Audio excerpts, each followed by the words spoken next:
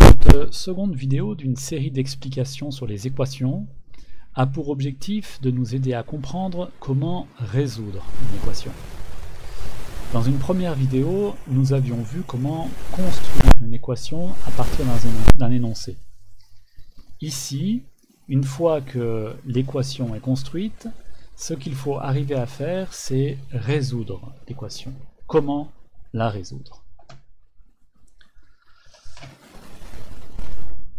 Résoudre donc une équation, c'est précisé dans le titre, à une inconnue. Une inconnue, ça veut dire qu'on n'aura qu'une seule lettre qui représentera une information qu'on ne connaît pas. Ici, l'effectif, c'est-à-dire le nombre d'employés de l'entreprise B.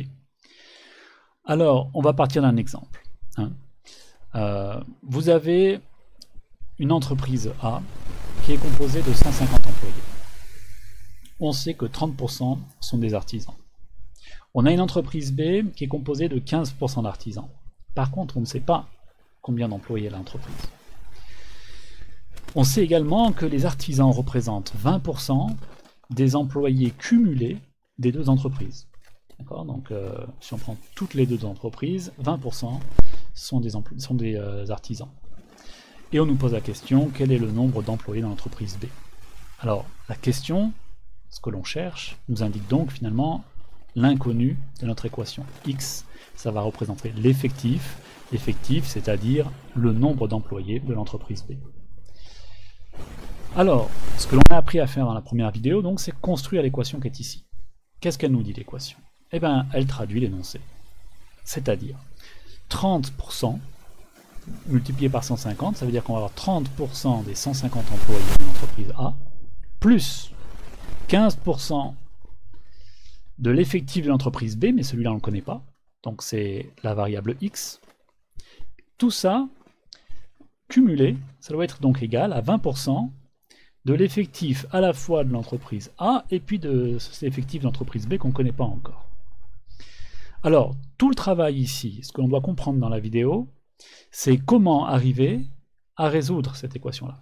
Comment arriver à trouver le chiffre qui va remplacer X pour que ce côté de l'égalité soit la même chose que ce côté du signe égal.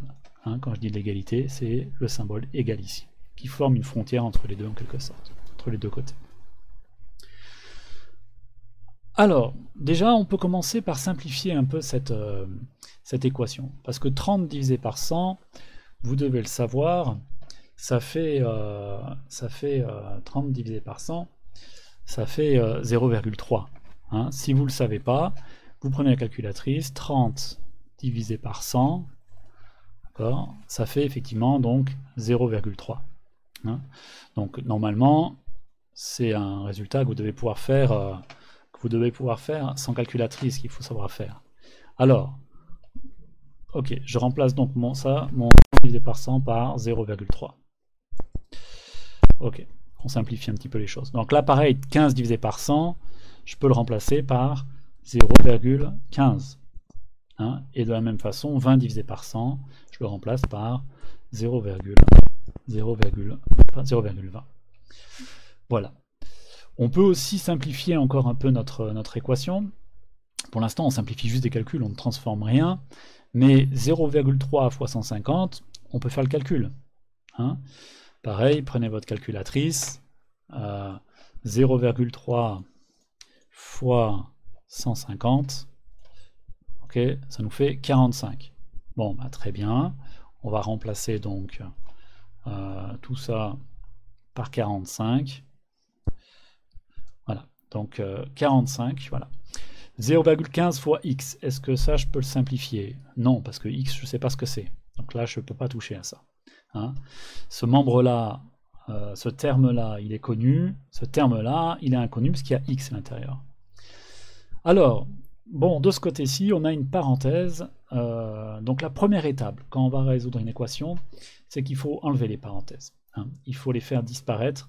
Donc finalement, il faut développer la parenthèse. Alors, on va donc arriver à des équations équivalentes. C'est-à-dire que je vais réécrire une équation qui va être équivalente, celle-ci, la deuxième que j'écris, va être équivalente à la première. Au début, je change rien. Donc, 0,1, donc 45 plus 0,15. Tout ça multiplié par x. X est égal à... c'est égal à quoi? Et alors là, je vais développer ma parenthèse. Bon, pour développer, vous savez que le 0,20 multiplié à la parenthèse, et en fait, ce 0,20 va être multiplié à la fois au 150 et à la fois au x. Donc quand je développe ma parenthèse, ça va me faire 0,20 multiplié par 150 plus 0,20 multiplié par x. Voilà, donc là maintenant j'ai réécrit l'équation ici. Alors cette équation-là, on dit qu'elle est équivalente à la première. Alors je peux encore la simplifier parce que finalement 0,20 multiplié par 150, là de la même façon, je peux reprendre ma calculatrice et puis faire le calcul. 0,20 multiplié par 150, ça nous fait 30. Donc je peux tout simplement réécrire, transformer ce calcul-là et mettre 30 à la place. Comme ça je simplifie les choses autant que je peux. Voilà. Alors, à noter une chose. Là c'est une histoire d'écriture. Quand j'ai un nombre qui est multiplié à x, le signe multiplié on ne l'écrit pas en général. On écrira tout simplement, au lieu d'écrire 0,15 multiplié par x, on écrira 0,15x. De la même façon, on écrira 0,20x. Voilà. Comme là-haut d'ailleurs. Quand j'avais 0,20 multiplié par une parenthèse, ce signe multiplié là, pareil, on l'enlève. On écrira les choses comme ceci. Bon, alors, cette équation-là est équivalente à celle-là. J'ai fait que des transformations qui ne changent rien à l'équation. Maintenant, résoudre cette équation. Ça veut dire quoi? Ça veut dire trouver les valeurs de x qui vont faire que le résultat du calcul ici sera le même que le résultat du calcul ici. Par exemple, je pourrais essayer x est égal à, allez, 200. Je prends un chiffre au hasard, comme ça, enfin au hasard plus ou moins. Ça veut dire que je vais faire comment? J'ai pris x égale 200, je prends la calculatrice, et je vais faire quoi? 45 plus 0,15, et cette fois-ci, le 0,15, il est multiplié par x, et là j'ai dit que je prenais 200, multiplié par 200. Hop, ça me fait un résultat, 75.